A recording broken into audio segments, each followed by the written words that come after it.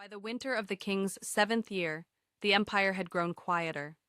The campaign in Greece had faltered, the fleets had returned, and Xerxes was once again in Susa. The splendor of Persia remained, but something had shifted beneath it. Within the guarded halls of the palace, another process had been unfolding, measured, orderly, and largely unseen. One by one, young women completed their year of preparation, and among them stood Esther, positioned at precisely the right moment in history. Now the narrative pauses in order to describe the process.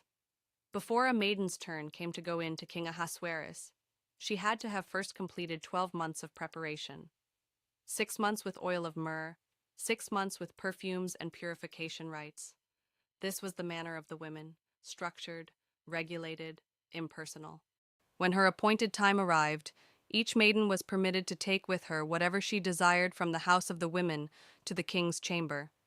Garments, jewels, adornment meant to impress. In the evening she entered. In the morning she returned, but not to her former quarters. She was transferred to the second house of the women, to the custody of Xerxes, keeper of the concubines. She would not see the king again unless he delighted in her and called her by name. Though provided for, though protected, her life was permanently altered. This was the cost of entering the king's presence, and Esther knew it.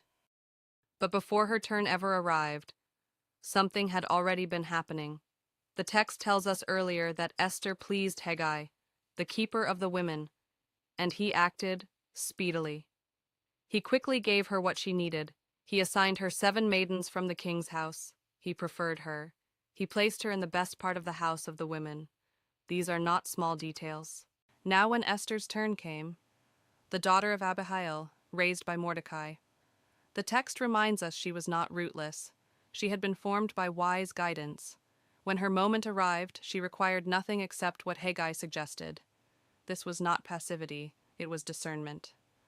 For 12 months, Esther had been learning, listening, observing, studying the rhythms of court life, learning who held influence, learning what pleased and what offended. Her preparation was not merely fragrance and attire, it was formation. A year of education in how to live within the king's household. She did not attempt to outshine the others through extravagance. She entrusted herself to wise counsel. And the text says, Esther obtained favor in the sight of all who looked upon her. Not only the king, all. Beauty alone does not sustain that kind of favor. Wisdom does. Composure does. Steady strength does. Esther was taken to King Ahasuerus in the 10th month, the month Tebeth, in the 7th year of his reign. Winter, around 479 BC. By this time, Xerxes had already returned from Greece. The naval defeat at Salamis had shaken the illusion of invincibility. The great campaign had not ended in triumph. Scripture does not tell us what the king sought in a queen, but it does tell us what he found. The king loved Esther above all the women. She obtained grace and favor in his sight more than all the virgins. Some have wondered whether Haggai's earlier preference carried weight in the palace. Scripture does not say, but we know this. Esther's favor had been building long before this night. The vacancy created by pride and fear is now filled by restraint and wisdom. Then the king made a great feast. Esther's feast. Gifts were distributed. A release was granted to the provinces. Royal couriers carried the decree beyond Susa's gates, across markets, villages, and distant homes. The empire celebrated again. But this feast was different. The earlier feast displayed wealth before war. This feast celebrated a queen after retreat, from orphaned exile to crowned royalty, from hidden identity to public position. How must Mordecai have felt? He had raised her in exile, never imagining she would one day stand beside a king. The child he raised, the daughter he protected, now queen of Persia. The joy must have been profound, but beneath the joy was something deeper. High above the city, the new queen stood unaware of how far this moment would reach. God is not named, not once. No miracle is recorded. No prophecy announced, only timing, placement, favor, elevation. The empire believes it has chosen a queen, but heaven knows she has been positioned.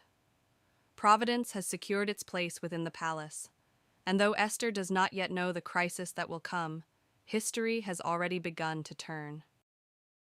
As we close, hear the words of Scripture from the Book of Esther, chapter 2, verses 12 through 18. King James Version.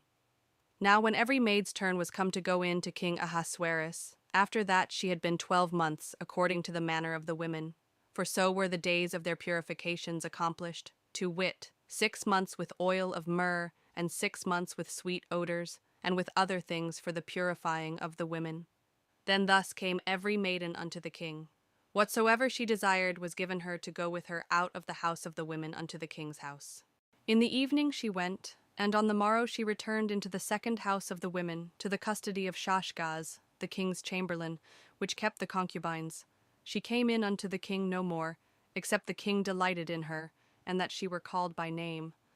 Now when the turn of Esther, the daughter of Abihail, the uncle of Mordecai, who had taken her for his daughter, was come to go in unto the king, she required nothing but what Haggai, the king's chamberlain, the keeper of the women, appointed. And Esther obtained favor in the sight of all them that looked upon her. So Esther was taken unto King Ahasuerus into his house royal in the 10th month, which is the month Tebeth, in the 7th year of his reign. And the king loved Esther above all the women, and she obtained grace and favor in his sight more than all the virgins, so that he set the royal crown upon her head, and made her queen instead of Vashti. Then the king made a great feast unto all his princes and his servants, even Esther's feast. And he made a release to the provinces, and gave gifts, according to the state of the king.